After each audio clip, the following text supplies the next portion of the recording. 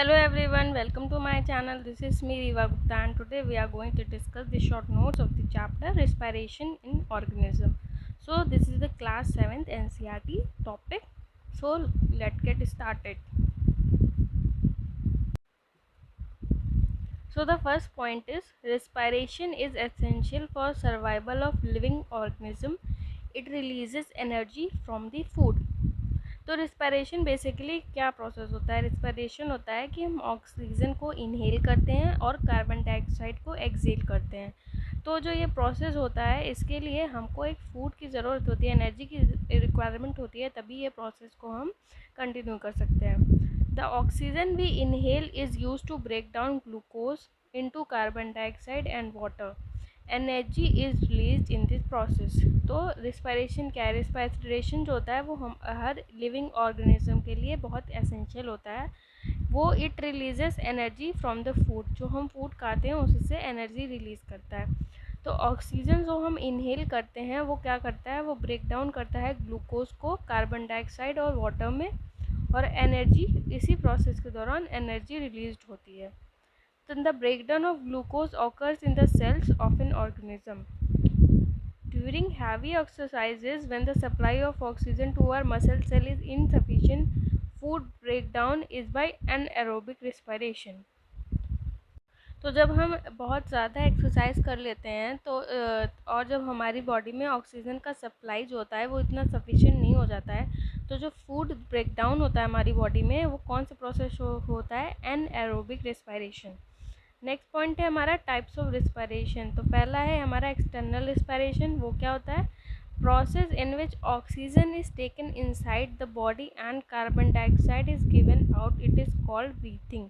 तो ब्रीथिंग क्या होता है? द प्रोसेस, इस प्रोसेस में ऑक्सीजन को हम इनहेल करते हैं और कार्बन डाइऑक्साइड को एक्सहेल करते हैं, उसको हम कहते हैं ब्रीथिंग। अब एक्सटर्नल रिस्पायरेशन में रिस्पायरेशन इन प्लांट्स। तो प्लांट्स कैसे रिस्पायर करते हैं? Leaves have pores called stomata for gaseous exchange by diffusion. Stems have opening called lacticles for gaseous exchange by diffusion. Roots have stomatal pores for gaseous exchange of oxygen dissolved in soil. तो जो leaves होती हैं उनके पास stomata होता है, have pores, जिनको हम stomata कहते हैं, जिससे गैसेस एक्सचेंज होता है। और जो स्टेम्स होती हैं उनके पास लैक्टिकल्स होते हैं जिनके थ्रू गैसेस एक्सचेंज होता है। और जो रूट्स होती हैं उसके पास होता है स्टोमेटल पोर्स, जिनसे गैसेस एक्सचेंज होता है। अब रिस्पायरेशन इन एनिमल्स कैसे होता है? Respiration in animals are vary according to their character, like earthworm. अब में क्या इनकी स्किन होती है। अर्थवॉर्म कैसे रिस्पायर करते हैं? अपने स्किन के थ्रू। इंसेक्ट रिस्पायर करते हैं through entire body surface. Fish they respire through their gills, and frogs through their thin moist and smooth skin when in water and by lungs when in land. तो frogs जो होते हैं वो land और water दोनों में respire कर सकते हैं। तो जो होते हैं वो क्या होता है, जब वो लैंड पे होते हैं वो अपने लंग्स के थ्रू रिस्पायर करते हैं, और जब वाटर में होते हैं तो वो अपनी स्मूथ स्किन के थ्रू रिस्पायर करते हैं। अब रिस्पायरेशन इन ह्यूमंस कैसे होता है? Inhaled air passes through nostrils into nasal cavity and then into lungs through windpipe. तो हम इनहेल करते हैं थ्रू नॉस्ट्रल्स अपने, उसके बाद वो नेसल कैविटी में जाता है, and then into lungs through windpipe. Breathing is a part of a process of respiration during which an organism takes in oxygen rich air and gives out air rich in carbon dioxide. The respiratory organs for the exchange of gases vary in different organisms. During inhalation, our lungs expand and then come back to the original state as the air moves out during exhalation. तो जब हम inhale करते हैं तो हमारी lungs expand होती हैं, और जब हम एक्सहेल करते हैं तो वो कंप्रेस हो जाती हैं। Increase physical activity enhances the rate of breathing. तो जितनी ज़्यादा हम फिजिकल एक्टिविटी करते हैं उससे ज़्यादा हमारे ब्रीथिंग का रेट है वो इम्प्रूव होता है। In animals like cow, buffalo, dog and cat, the respiratory organs and the process of breathing are similar to those in humans. तो जो एनिमल्स होते हैं हमारे काऊ, बेफेलो, डॉग और कैट, उनका रिस्पिरेटरी ऑर्गन और जो सिस्टम होता है वो सिमिलर होता है जैसे कि एनिमल्स में होता है।